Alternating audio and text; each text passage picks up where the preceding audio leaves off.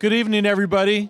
Thank you for attending. My name is Mike Kavanaugh, President Keycode Media, and I'm honored to be able to host the 16th annual Pre-NAB discussion panel of Editor's Lounge. So thank you all for coming. I'm going to pass it off to Terry. I'm going to take a 5-second commercial. If you're looking for integration, wiring, Avids, Adobe, streaming, live production, education, or aftermarket service, please think of us. Thank you. Welcome to Editor's Lounge. For those of you who have not been here, I don't know if there's any people who are brand new, but if you've never been to an Editor's Lounge before, we started it back in 2003 as a platform agnostic place for editors to get together. Because back then there was like a Final Cut users group and an Avid users group and a Grass Valley users group, and we said, we just want one where editors could get together and talk about editing, share tips and tricks, learn new things, and network, basically. I just wanted to give some quick shout outs. First of all, to Mike. Every time that he lets us host the big panels here at Keycode, obviously it's a big thing. He's got guys back there handling all the streaming and the audio and setting up the lights and all this. They do an awful lot for behind the scenes to make this all work really well. So thank you guys. And I also want to thank the AlphaDogs team who are here, who are working all over the place furiously, especially Sean Williams, who helps coordinate this every time and his hair gets grayer after each event. Greg Huson from Secret HQ, who's not only providing some of the cameras for us tonight, but he's actually operating a camera too, which is pretty awesome. And somewhere back there is Rand and Katie, who are also helping us out. And then there's Randy, who's shooting stills for us too. I want to thank all of you guys because it's so helpful to get that support. With that said, I would like to just show a little video here real quickly. I want to introduce a great panel back here. The accumulated, I was adding it up earlier today. No, don't do that. Way over. There's way over 100 years of experience back here, and that's just Norm. The days are gone when you as a filmmaker could make a movie and then let it out into the world and hopefully people come to you. Totally doesn't exist anymore. Right. So you're competing for eyeballs, you're competing for attention span. A lot of editors kind of don't want to come out from behind their machines. I mean, that is just useless nowadays. The amount of interaction that we have to continually sell ourselves. And the fact that you're here tonight already separates you from people who are too chicken shit to come out, right? The ability to sell yourself is part of a business. They don't teach you that in school, though. Oh, they do. They do. Do they teach you at USC? In my class, we do. That's right. Well, what about because if everybody you don't else? do it, then you come out as like an awesomely, incredibly talented, unemployed editor. So Actually, you're with young people all the time. What advice do you give them? What do you encourage them to do? I think that most of our paths are not valid at all now. There's so much out there that has nothing to do with the studio system. I mean, the networks, business models, studios, they're dead. They just don't know it yet. My main job right now is I run the editing department at the USC Film School.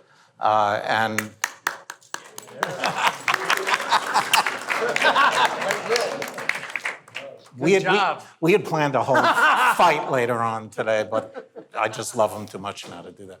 I tell my students that they need to know the 3 A's, right? Avid, Apple, Adobe, and Blackmagic. And what I mean by that is you gotta know as much as you can know. We're being asked to do far more things in the editing room than 100 years ago, thank you, Terry, when I started. I've been editing since 1968. Same film, right?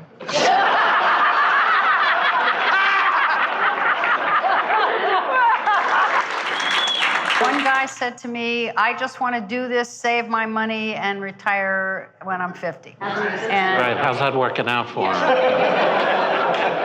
In terms of the mentorship that you do editor to assistant, some of it is just, okay, what'd you do wrong? Let's sit down and talk about it. By the way, I'm really pissed, but it's okay, let's figure that out. Use it as a learning experience, because otherwise, how will people learn? That's my feeling on it. If I go into a job saying, what can I learn from this job? Then I usually am able to value what I'm doing. I'm able to value the experience. Always, unless I'm working with assholes. Right. If you're the kind of editor who fights people on things and holds on to things, then your actual new category, your new job title is X-editor.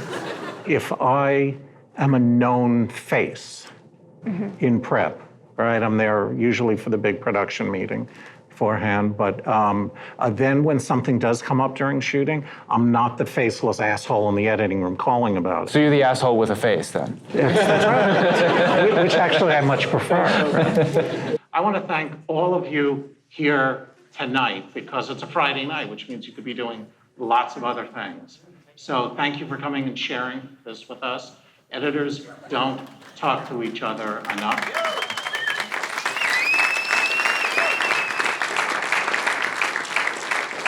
There's nobody else who I know in the industry has given as much back to people and constantly pushed on that. So if there's one thing, only one thing you take away from tonight, it's when you're interacting with somebody else and you see an opportunity where you could help them, be like Norm. Yeah, be like Norm. And with that, Debra. I'm Debra Kaufman, your moderator. I was missing in action last year, but I'm back again. Yay. Yay. I'm a journalist in the industry, and I'm very excited this year. I'm on, even though I'm not a member of SMPTE, do you all know what SMPTE is? Society of Motion Picture and TV Engineers. I'm a volunteer for their diversity effort, and we're putting together a career day, a free career day for college students. So if you know of any college students that you think could benefit from hearing about how engineering and media and entertainment would be a super duper career, come talk to me about it. I'm Philip Hodgetts. I'm co-founder and president of both Intelligent Assistant Software and Lumberjack System. My goal in life is to give you all more time to do the things that you really, truly want to do, be that spend time on the creative side of editorial or spend time with your families, traveling. We make software that takes the drudgery out of the production process. So if I am successful, you get more time to do what you really love to do, and I make a nice living out of it too. And I hope we can dive a little deeper into that after the break when we talk about some new technologies. Sure. We're delighted, first time here, Mary DeChambres. Yes, hi, I'm Mary DeChambres, member of ACE.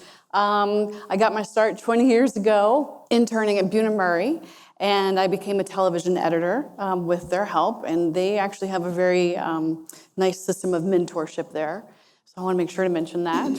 I really thank them for my career in a big way. But since then, since editing at Bunim Murray, I moved on, and I've worked on everything from Jersey Shore. I've spent 7 years working on Project Runway. Right now, I'm working on American Ninja Warrior. It's my 3rd year to be with this team, and I'm so excited to do this show. Thank you. Thank you. Terence Curren, the founder of AlphaDogs and Editor's Lounge. AlphaDogs is primarily a finishing post-production company. We do color, audio mixing, graphics, VFX, et cetera. And then we also have rental rooms, rental suites with or without editing systems, depending on what people want. There you go. My name is Michael Kammes. I like to call myself a creative technologist. I work for Bebop Technology, which is a startup company that allows you to create with your favorite tools in the cloud. But some of you may know me from my web series 5 Things, where I pontificate on technology. And because for 10 years I worked in this building, and that was actually my office for about 5 or 6 years. So I worked at Keycode Media. Well, this is the Pre-NAB Editor's Lounge. So, of course, we always ask the question of, who's going to NAB this year? Raise your hand if you're going to NAB. So a few people, but hardly anybody on this. Terry and Mary are missing it. I've never been to NAB. and you like it that way? And I like it that way. I have no need to go. It doesn't affect me at all. When I take a job, I get to work with the software that's there. So I have really no choice in that decision. So I just don't see any need to go, personally. And Terry, what's your excuse? After 26 years of going to NAB every year, I started going, 6 or 7, 8 years ago or something, to a thing called the HPA Tech Retreat, which is in February, and it is like the TED Talks of our industry. It is. And the reason that I used to go to NAB was A, to see new technology that you wouldn't have access to see until it got out into the market, et cetera. B was to network, C, to learn new things, and then, of course, party and whatnot. What's changed is all the companies used to hold all this stuff really tight secret until NAB. So you'd go to NAB and it's like, wow, you'd get this chance to see it. And But now with the internet, you know everything that's coming way before it gets around to NAB. They don't wait for releases for the most part until NAB anymore. Now you get monthly releases, updates on the software, et cetera. Networking with people can be done on local events like this. It can be done through social media, et cetera. So all those reasons to go there aren't there for me anymore. And to be honest, Vegas, come on, it sucks. It truly is a torture trip to go. You know, you get dehydrated, your feet are killing you, you know, he's laughing. He has to go because, you know, if you work with a company that has products that are selling, they have to go. But I mean, if you did not have to go, now it's your turn. Well, I think that let's try and defend ourselves. Those of three of us who are going, let's defend our reason for going. I'm with him. I'm with him. I'm only going because I got to go.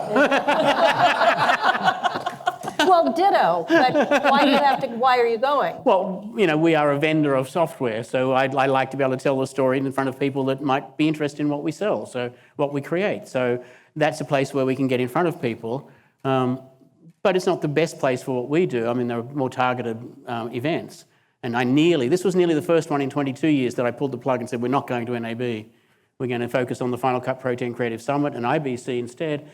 Circumstances happened. This is one of the NABs that I'm most looking forward to in the last 10 years. So, hey. Okay. and same with you then, Michael. NAB is like Christmas to me. It really is. You like You're still young. I love it. I got out of the chair 15 or so years ago because I liked interacting with people. And when you're in the chair, people are looking at the back of your head all day, right? And I like being able to interact with people. And on top of that, I love technology. So I get to go to a place where everyone else likes technology. It's like an auto aficionado going to the auto show, right? That's how I felt. That's how I felt the first 15 years. Well, you know, maybe when I turn 70, I'll change my mind. Sure. But I love going because, you know, and I think a lot of us in this room can attest to this, is when you work in the Hollywood microcosm, you don't always get to interact with people outside the LA bubble. And going to meet people who are working on, you know, I love talking to people who are out in DC and doing political campaigns, right? That's not something we do a hell of a lot out here. But I love to hear their stories about how they're editing and how their approach to things. So it's not only the people, it's the technology. So I can't imagine a scenario where I wouldn't go. Well, I do go, and partly because I have to go because I cover it. And I've had a blast, though, doing NAB Live. I get to host a streaming show. That's been something new and something really fun for me. But I almost never go to the show floor, which is overcrowded with people that aren't even in our industry. I cover the conference. Don't go to North Hall. No. Stay at South Hall. Oh, yeah. I've always said that NAB was 2 days too long and 4 nights too short because all the fun stuff happens at night. Yes, exactly. Yeah. I don't like the night, but the conferences are really why I go. But I have to say, I've also been going to CES almost as long as I've been going to NAB. And, you know, there are years when I wonder, do we really need both shows? I think that a show like NAB, I mean, it's being put together and held by a very large lobbying group. Right? And it lobbies for the broadcasters. What is broadcasting? It's streaming, and if you're interested in streaming, well, you go to CES. So, you know, what broadcasting is undergoing a gigantic sea change, and for me, it's almost hard to imagine that NAB is going to stay NAB. I agree. Yeah. Yeah, I don't see it. Yeah. Definitely not. So we might be going down with the ship, Michael. I'm just But this is a good point about CES. I didn't think about that because so many of the tools that we used are now commoditized. The difference between what you would call a consumer level and what we buy as a professional level is nothing almost. Well, you know? even the camera technology, Exactly. all the technology is democratized. Right. The problem with CES is it's too big and covers too much. So you could be at that show for a month and not see everything. It takes over every public space in the whole town, and then some. Or you just get the recap at the HPA Tech Retreat. Yes, the HPA Tech Retreat. But you know, the thing is, HPA Tech Retreat is my favorite by far. What does HPA stand for? It used to be Hollywood Post Alliance, but now it's Hollywood Professionals Association. We're not sure what kind of professionals, but I think Michael summed it up best a couple years. It was 2 years ago. Was your first year, right? Yeah. That he went and he was just like, I saw him in the morning, and then I saw him like a couple hours later. He's like, He was like a giddy kid in a candy store. And afterwards, I asked him for his summation, and he goes, everywhere I go, people are always coming up and asking me all kinds of questions. How do I do this? How does that work? Whatever. And he goes, when I went there, I was like, I was the dumb one in the room.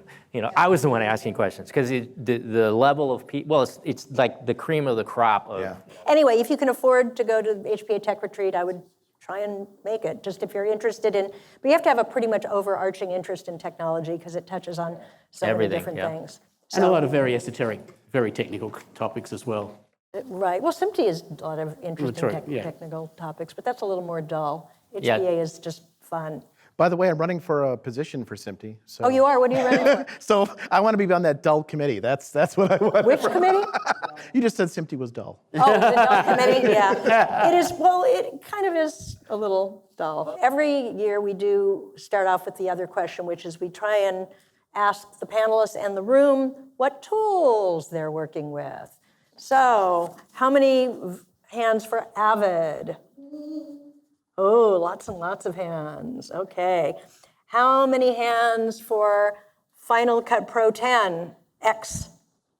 10. Hey, that's 4 times more than last. All right, but here's the question. Is there anybody that can keep their hand up for Final Cut Pro 7? Is anybody using Final Cut? See? What about Adobe? So there are a fair number of Adobe users. And what about Resolve, for creative editorial? Oh, See, Just for I'm glad you straightened that out, yeah. Yes, only for Creative Resolve, editorial, not color, not DIT. Not color, just editorial. Not converting files. Okay. Well, that answers that question, right? Yeah. It's our Swiss Army knife. So you use it for other things? Mm-hmm. Do you use it, Mary, for other things or no? No. I just use Avid. Yeah, right. We just use Avid.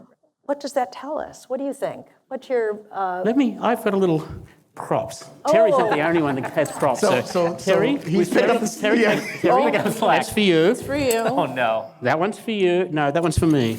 That one's for you. Okay. The sturdy general purpose tool. Last time a guy gave me a tool and put it in my hand. That one's for you. Oh, good, I get a toy. And this one's for me. Hold the tools up, please.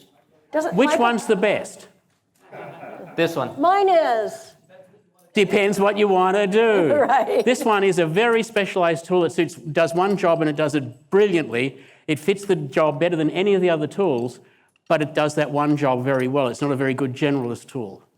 And the others are good generalist tools for different purposes. All the tools that we have to use, we are blessed because we have so many tools that work to fill different niches. And that's my props. I needed a pair of these. Extra points for props. So there was a time when it appeared it was like Avid versus Final Cut. Oh. No? No, I feel like now it's more Avid versus Premiere. Premiere, yeah. Okay. Yeah, Premiere is definitely kind of up and coming, but it depends on the scale of the show. A show like American Ninja Warrior could never happen on Premiere. We're a shared environment. We have 13 editors working on one episode together. Just the amount of storage that we have and shared media. I mean, I could pull out statistics if How you want much to storage know. do you have for Well, I got some statistics. Wait a minute. So we do keep all of our old seasons. We're on season 11 right now. We keep all 10 of our old seasons in storage, so that takes up over 1,000 terabytes. Is it like nearline or is it archived? They're on little 4x8 terabyte drives. Oh, okay. Yeah, just like all on a shelf. And then our current season right now takes up 174 terabytes, and that's not enough space.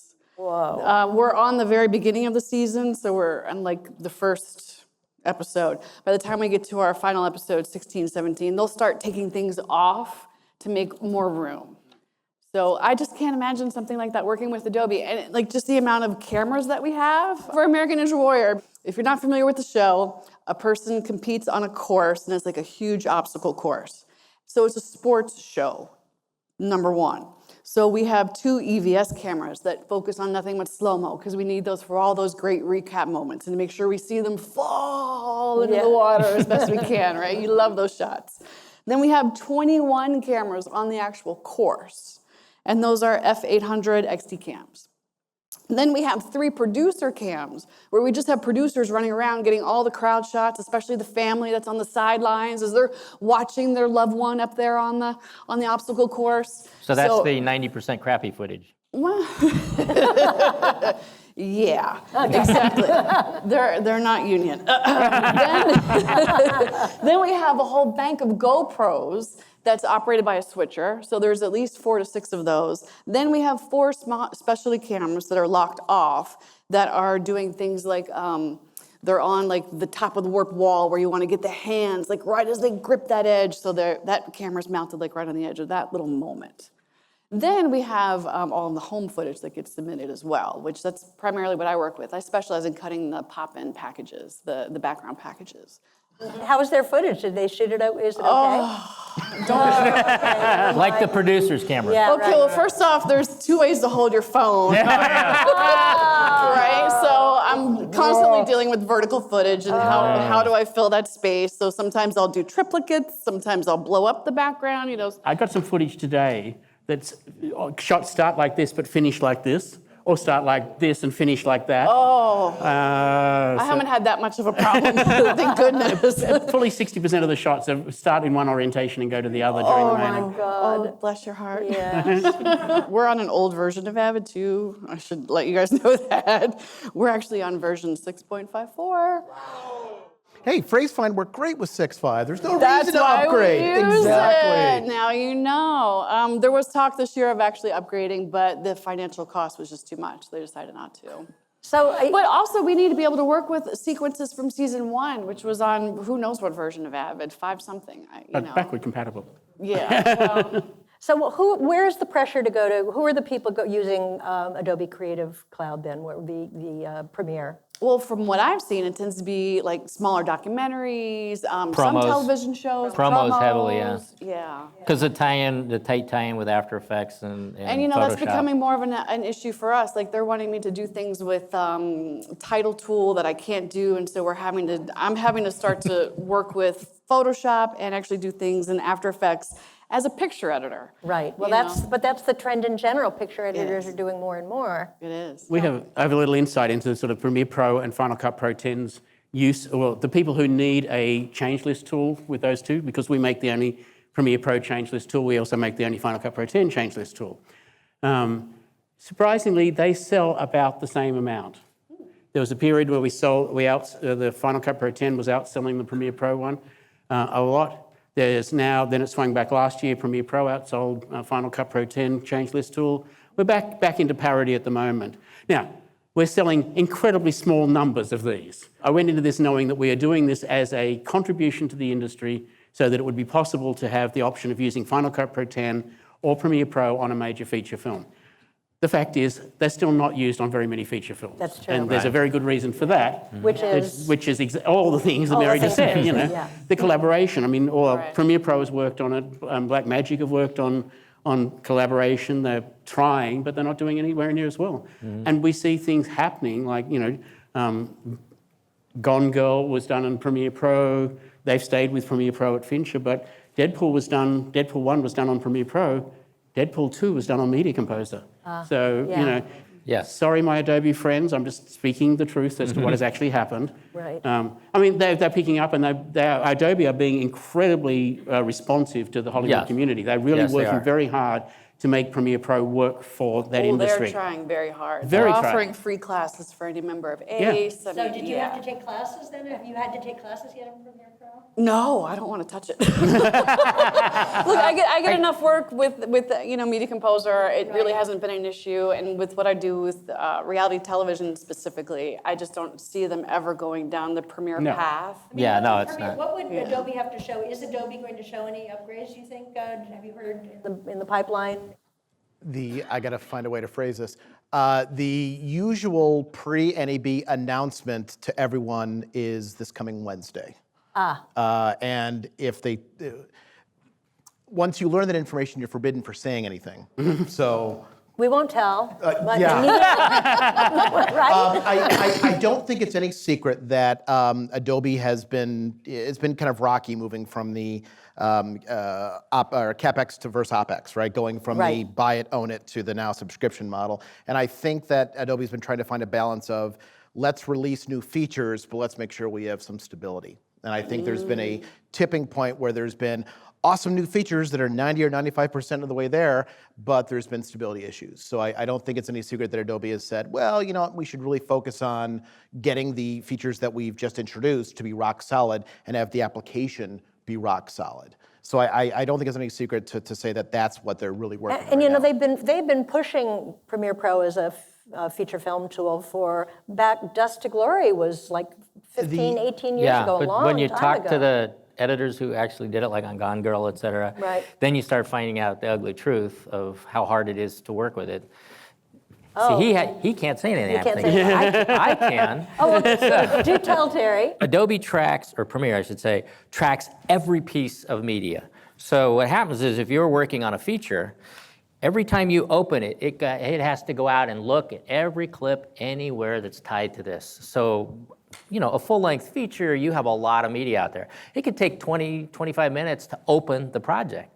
And then you start doing something, and it crashes, and you're like, 25 minutes again to open the project back up. So what happens is when you start talking to the editors who do it, like Gone Girl, et cetera, they work by reels. So we're back to the film days. Sounds painful.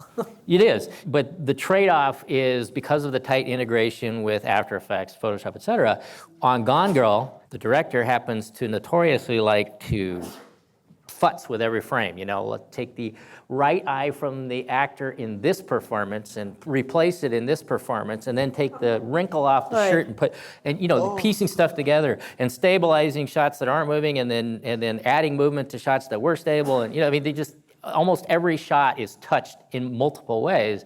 So the advantage to, okay, I'm going back into After Effects and I move that and I go back into the timeline, it's there. I don't have to export, import all day long. That's huge when you're doing that kind of thing. So that's why they're willing to suffer that hit. I guess the best way to compare it is if you were doing a feature in Avid and you opened up every single bin in there, quit, and then started it up, it would take longer to start up because now it has to go and populate all the bins and, you know, Premiere does that regardless of what you have open or closed. It just does it every time. So they're trying to, or I think they've done it already, right? They haven't. Adobe, a year and a half, 2 years ago, introduced utilizing projects like bins in Avid. Right. So you can separate like a reel to maybe day one is in one bin or one project. And then you open up multiple projects like you did in Final Cut 7, and then you can open up those projects and it only loads that media. So that helps quite a bit. On the other hand, to play into what you mentioned earlier about Gone Girl and whatnot, there's a dirty little secret there, and that's that they were using storage that was tuned to pre-fetch media for Adobe. Oh. They were using SSD drives, and I'm not going to call out the manufacturer, but they have some secret sauce that goes out, actively pre-caches that media to pull it in quicker to load the project up faster. So where does this leave Final Cut Pro, which, you know, to me, when they went to X, it was just saying, Goodbye, media and entertainment industry, and yet it persists. They went for the bigger market? Well, yeah, I mean, But the professional market, I mean, well, people are using there's it. been feature films done in Hollywood, feature films done in Final Cut Pro 10. There are a lot of European films done in Final Cut Pro 10. Final Cut Pro 10 is a lot more popular based on the sales that we get in Europe than it is here, simply because they're a lot more open to more efficient, faster ways of working because they have to be. You know, when there are 5 million people who speak Danish, you don't have the ability to sell it to other markets. So you have to make it efficiently, you have to make it very inexpensively. And not surprisingly, both major producers of television content in Denmark are Lumberjack customers. So in other words, they will never do Danish Ninja Hero, ever. Just tell them, Mary, say, forget it. Just, we can't take this to Denmark. It's surprising how many franchises they do actually produce. And that's a company, Metronome has been a company that's gone over the last 10 years, particularly for the last 5, from Media Composer to Final Cut Pro 10 because of the efficiencies that they find. But they don't work in there's no collaborative workflow. You can make it work, but it's not the same. But So has it, you know, since it's completely untied to the media and entertainment industry, has it had recent upgrades that have... Yes, actually 2 days ago. Oh, and what did they're all they do? free. Yeah, Which is just astounding. Final Cut Pro 10, if you bought it in the first week, it's cost you $3.26 a month so far. This release was more of a specific feature update.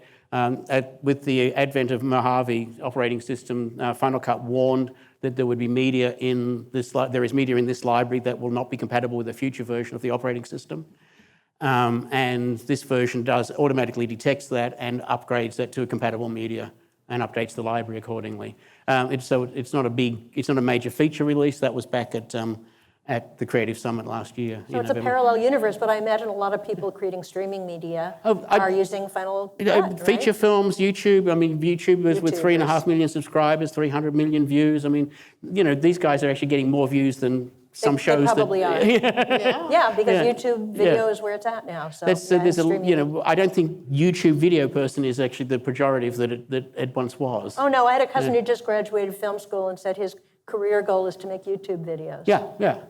Well, I have a neighbor 3 doors down from me who bought a multi-million-dollar mansion. I don't live in one, by the way, but they're McMansions are being built in my neighborhood. But she's a YouTube star. Yeah. Yeah, A digital Bethany Boda. influencer. Yeah. Yeah. So, Deborah, what yes. I'd like us to get past, if at all possible, is you brought up something when you first started talking about Final Cut 10, and that was, I'm paraphrasing, the launch, right? The launch of Final Cut 10. And I think that's one of those things that we kind of have to put away. That was, what, 7 years ago? Seven years ago? A lot of shit's happened since then. Even you know? if your dog had died, you'd be over it by now. Yeah, so it to me it's up there with let's argue about politics or religion or Windows versus Mac, right? But when you start talking about, well, the launch was horrible. Jesus Christ, let's move on. I didn't say the launch was horrible, but there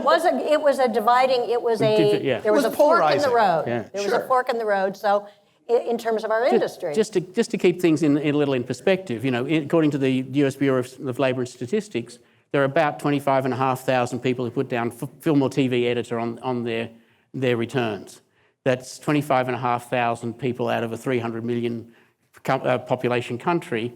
If you sort of rounded that up to 100,000 people in that professional category worldwide, there are probably about 1.4 million active seats of Premiere Pro. There are well over 3 million sold seats of Final Cut Pro 10. Each could be 5 installs.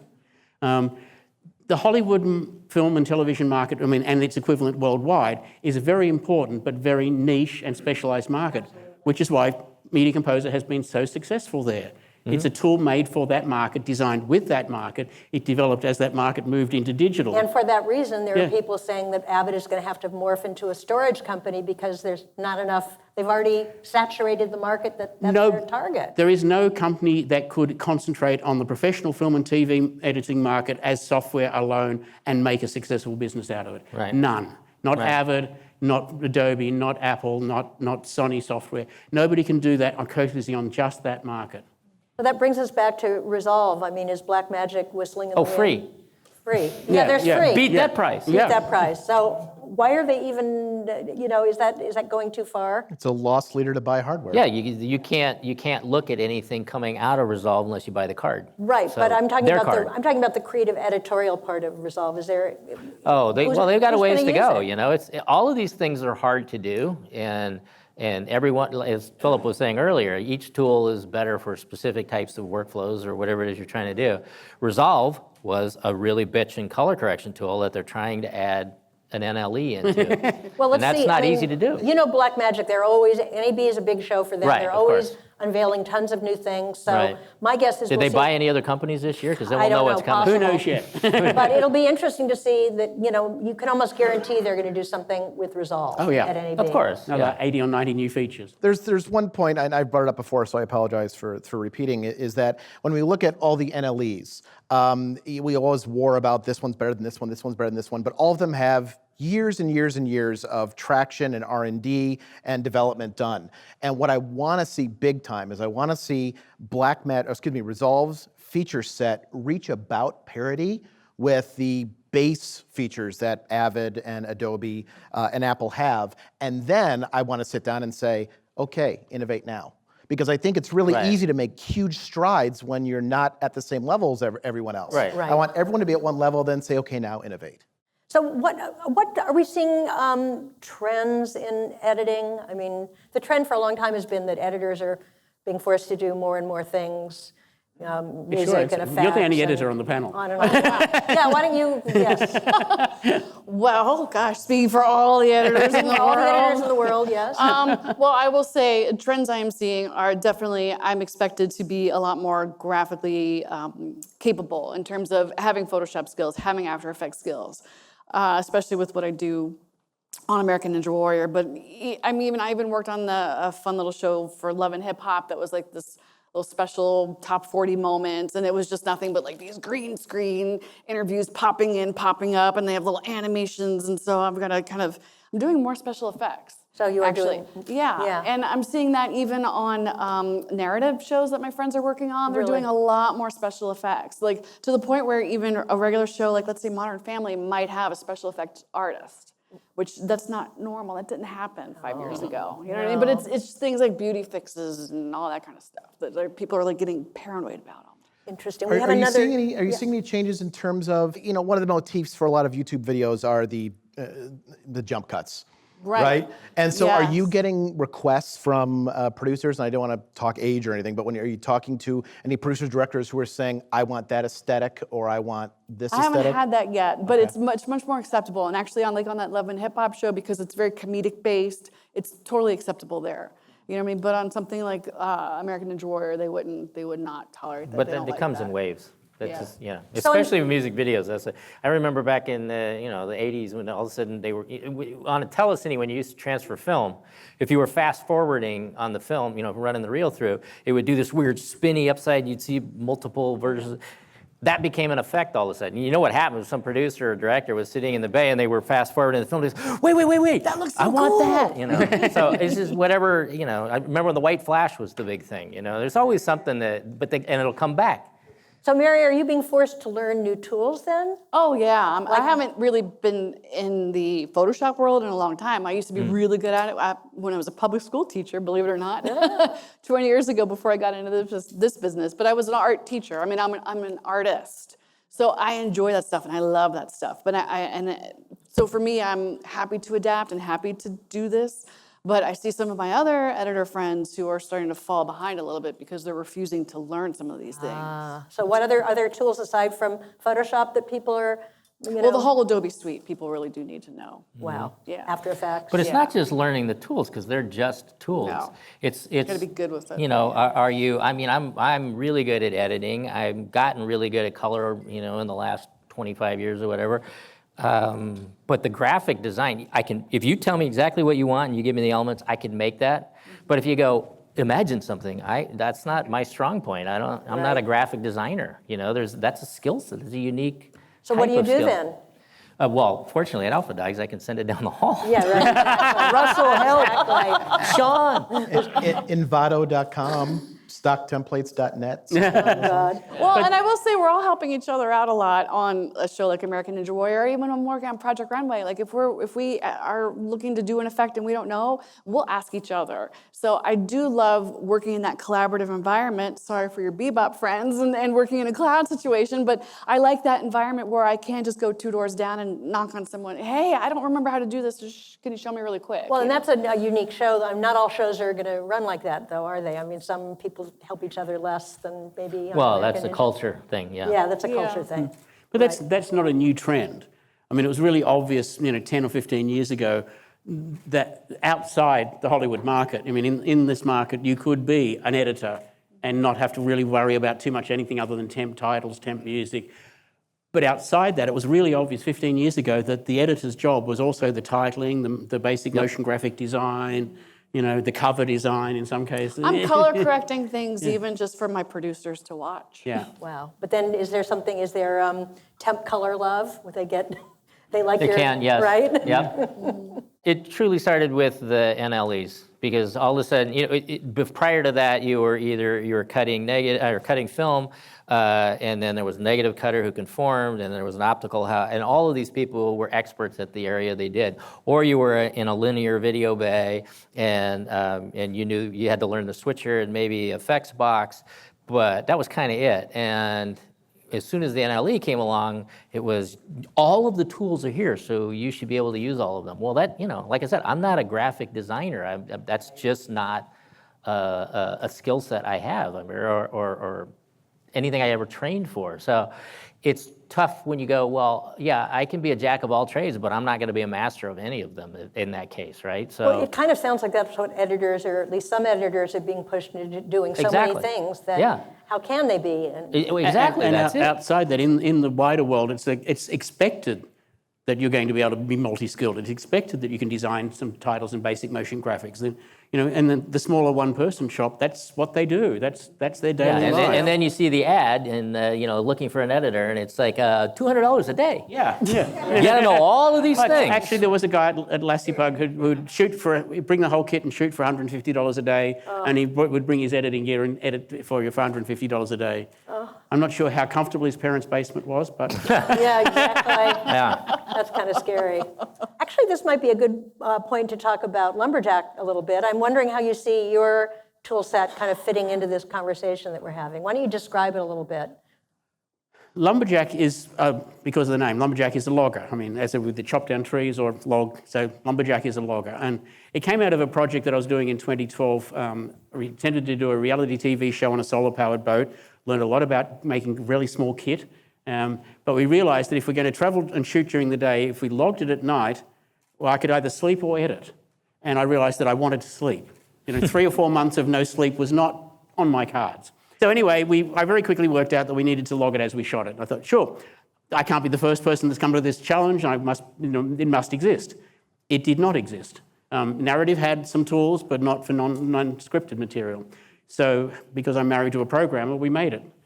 And then we started to develop it over the next 2 years before we released it. And we have ultimately created a suite of logging and pre-editing tools for Final Cut Pro 10, starting with logging real time. So the organizational tool in Final Cut Pro 10 is a keyword range, probably most analogous to a subclip, but automatically organizing into bins.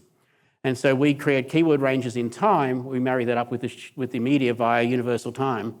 And we have therefore fully logged events in Final Cut Pro 10 with no effort by the editor. We then realized that we can use that to do some basic story string outs, starting points, not finished edits, but starting points so you don't start with an empty timeline. And we saw the trend of transcription, and in 2015, the year after we launched Lumberjack, we were able to bring transcripts into Final Cut Pro 10 and make them searchable in Final Cut Pro 10. So we decided, and of course in the other development is this automatic speech to text that has grown up over the last couple of years.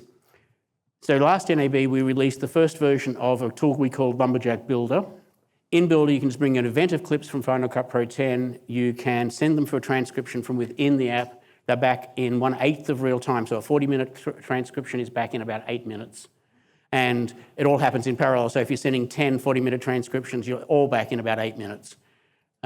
From there, you can add keyword ranges across the text ranges, but mostly it's about building a story. So you actually build a storyline.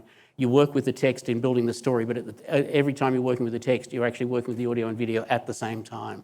So that you can preview any clip, you can trim any clip, you can preview part of the story, you can preview the whole story. You can add temporary voiceover by saying add temporary voiceover and typing it in. And we instantly make a voiceover, so you don't have to listen to your own voice in the edit bay.